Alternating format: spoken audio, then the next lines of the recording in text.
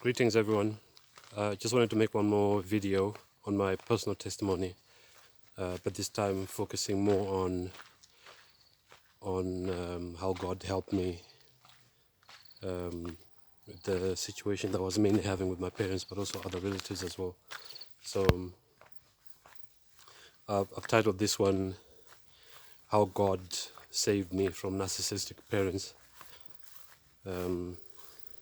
Like I said, mainly to talk about how God helped me.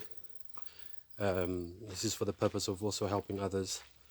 I noted that in the comment section of one of the videos of my testimony, someone said that they'd also gone through the same experience as I had gone through.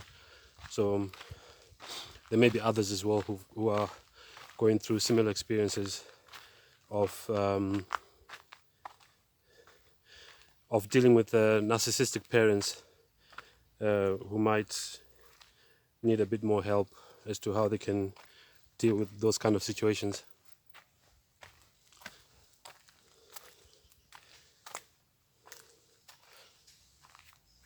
So maybe I should just start by defining what the word narcissist means. A narcissist basically is someone who's obsessed with themselves, or maybe another way of putting it is someone who's self-centered. Maybe you could also say someone who's selfish. There are many traits that a narcissist has. It can be someone who is uncompassionate, someone who doesn't apologize when it's clear that they've done you wrong,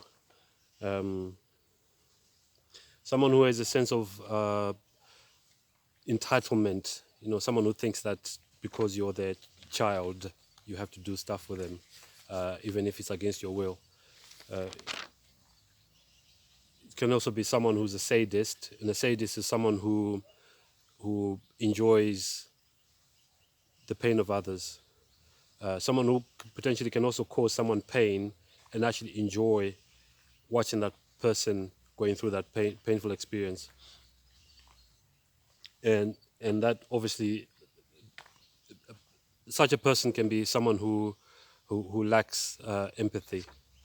It doesn't mean that a narcissist has all these qualities, but they can have some of these same qualities.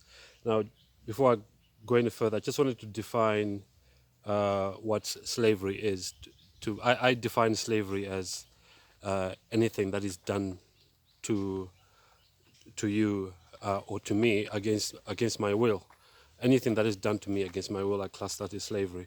So some of the stuff that I was being pressured to do with my wife were against my beliefs or against my will, and so that's why it caused quite a major clash, because I didn't want to do those things, because I would say pretty much I just have to be careful where I'm stepping here, because I'm going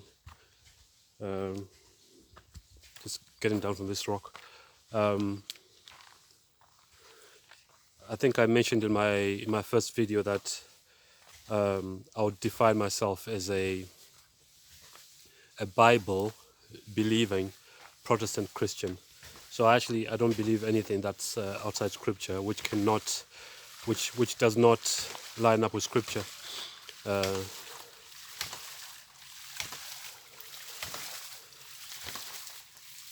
So for anyone who's watching, who feels that they are being pressured or coerced into doing things that are against their beliefs or against their will, if you allow yourself, if you go along with that when your parents are doing that to you, or not necessarily just parents, but it can also be relatives as well.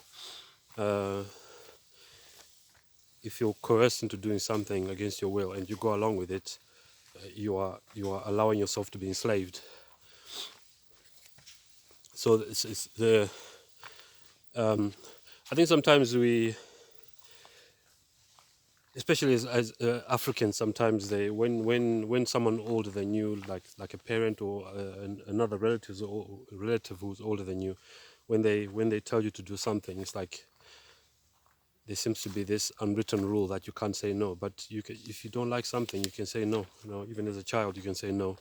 No one can be forced to do something against their will, especially if it's against the scriptures. But actually, having said that,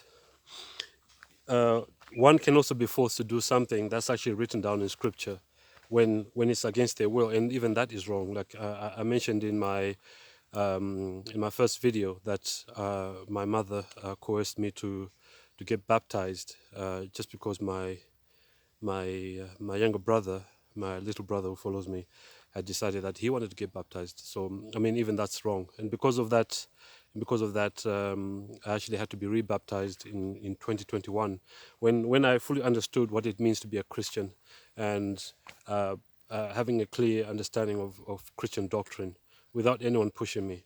I had to get rebaptized because the first time I got baptized, I actually, looking back now, I don't feel that it was me getting baptized. You know, it was basically for show. You know, I feel I was pressured to get baptized because my mother wanted to portray this image. You know, just to make it look like we're a happy family and everything's okay. And maybe that's something that I didn't really mention that much in my first videos. That for those who know Seventh Day Adventists, usually called SDAs.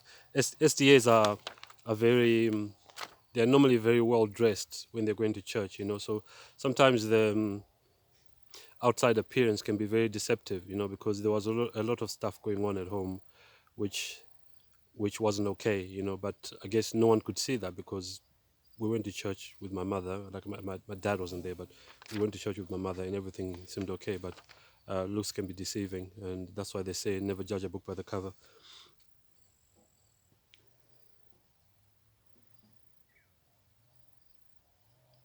So something that maybe I didn't make very clear as well in my previous videos is that the reason why my parents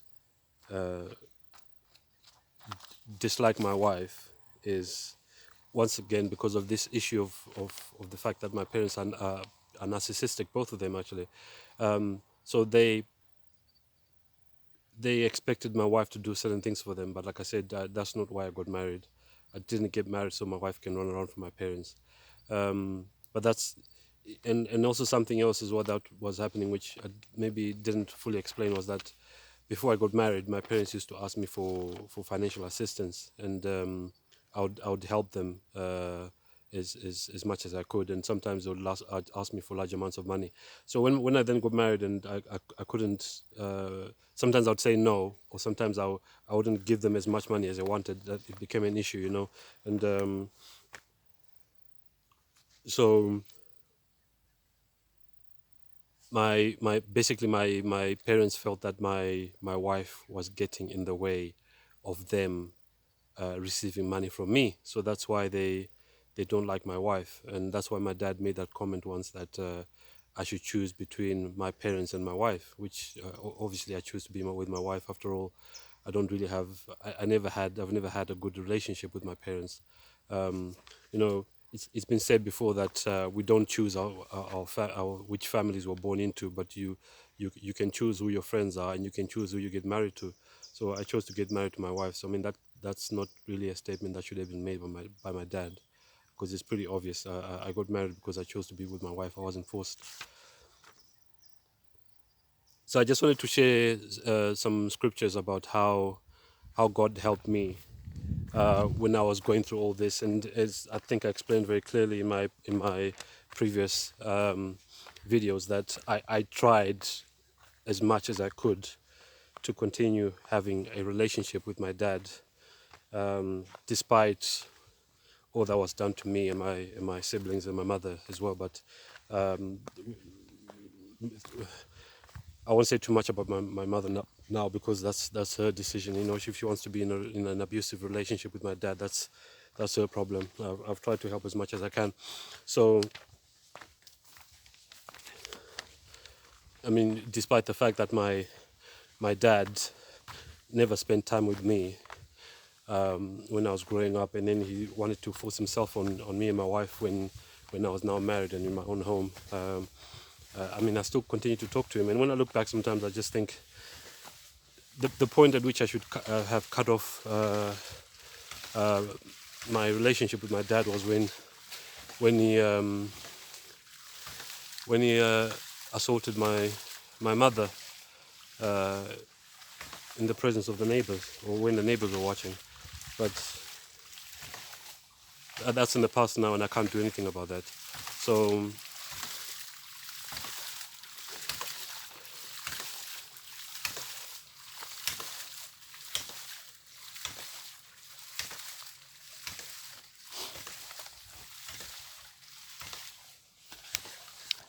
yeah, so the first scripture, I just wanted you to get a view of the ram pump there.